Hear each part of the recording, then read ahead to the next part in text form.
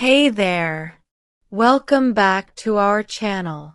If you're new, don't forget to subscribe, hit that bell so you never miss a video, and give us a like to show your support.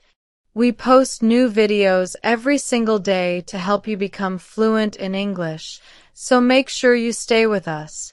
Today, we're talking about something that is super important for anyone learning English: common mistakes. The truth is, making mistakes is completely normal when you're learning a language. But sometimes, there are mistakes that you can avoid easily with just a little bit of awareness. These are the mistakes that even experienced learners make, and they can stop you from speaking English correctly. But don't worry. In this video, we'll go over the top 10 common English mistakes you must avoid and show you how to fix them. Let's get started. Mistake 1. Saying I'm agree instead of I agree. This is one of the most common mistakes. In English, when you want to say you agree with something, you say I agree, not I'm agree. Why is this wrong? Because agree is a verb, and it doesn't need the verb to be before it. So next time you want to agree with someone, just say, I agree. Simple and correct. Correct sentence. I agree with your idea. Mistake 2. Using much with countable nouns. Many learners say things like, I have much books, or I have much friends, but that's not correct. In English, much is used with uncountable nouns, things that you can't count individually. For countable nouns, things you can count, like books, friends, etc., we use many. Correct sentence. I have many books. I have many friends.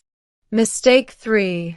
Mixing up since and for. This one confuses a lot of people. Since and for are both used with time, but they are used in different ways. Use since when you talk about the starting point of something, a specific time or event. Use for when you talk about the duration or period of time. Correct sentences. I've lived here since 2010. Starting point. I've lived here for 5 years. Duration. Remember, since is used with a specific time, and for is used with a length of time. Mistake 4. Saying I have been knowing instead of I have known. In English, we don't use the verb know in continuous tenses like I have been knowing.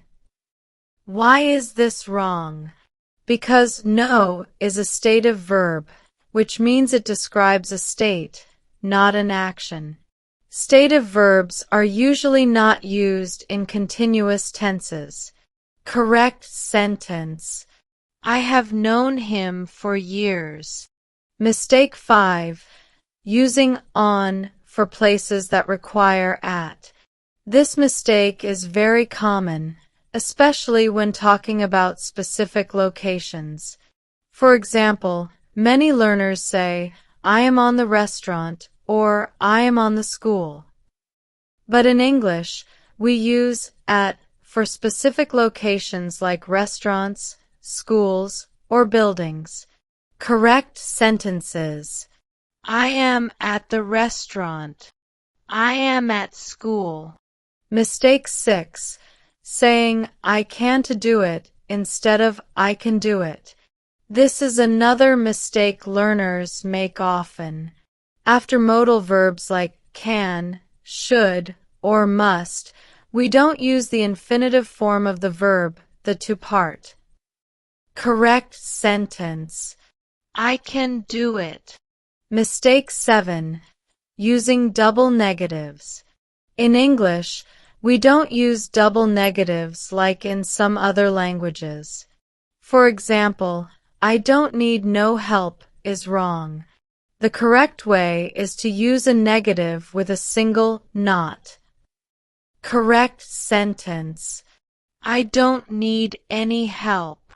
Mistake 8. Saying I'm boring instead of I'm bored. This one confuses learners a lot. Remember, bored describes how you feel, and boring describes something that causes that feeling. Correct sentence. I'm bored. You feel uninterested. This movie is boring. The movie causes boredom. Mistake 9. Using make instead of do and vice versa. In English, we have two verbs that can sometimes be confusing, make and do. Use make when you create or produce something. Use do when you perform an action or task. Correct sentences. I made a cake. Creating something. I do my homework. Performing a task. Mistake 10. Saying, could you borrow me? Instead of, could you lend me? This one is tricky because borrow and lend are often mixed up. The difference is simple. Borrow means to take something from someone. Lend means to give something to someone. Correct sentence. Could you lend me your pen? You are asking someone to give you something. How to avoid these mistakes. Now that you know the common mistakes, how can you avoid them? Here are a few tips to help you improve your English and avoid making these mistakes. Practice daily. The more you practice, the more natural the language becomes.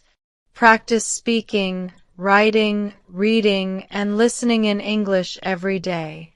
Focus on communication, not perfection. Fluency isn't about being perfect. It's about getting your message across. Don't worry too much about small mistakes. Focus on communicating effectively. Learn from your mistakes. Whenever you make a mistake, don't be discouraged. Instead, try to learn from it.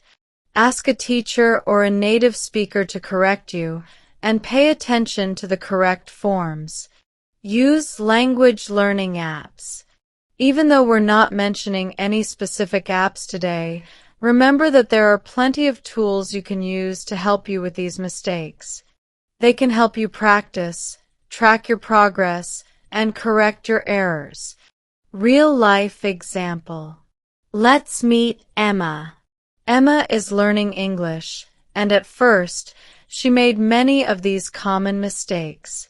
She would say things like, I have much books, or I am on the school. But instead of feeling bad about her mistakes, Emma focused on learning from them. She practiced daily, and slowly but surely, she started making fewer mistakes. Now, Emma speaks English much more naturally, and she feels confident in her ability to communicate. Daily practice plan. Here's a simple plan to avoid these mistakes and improve your English.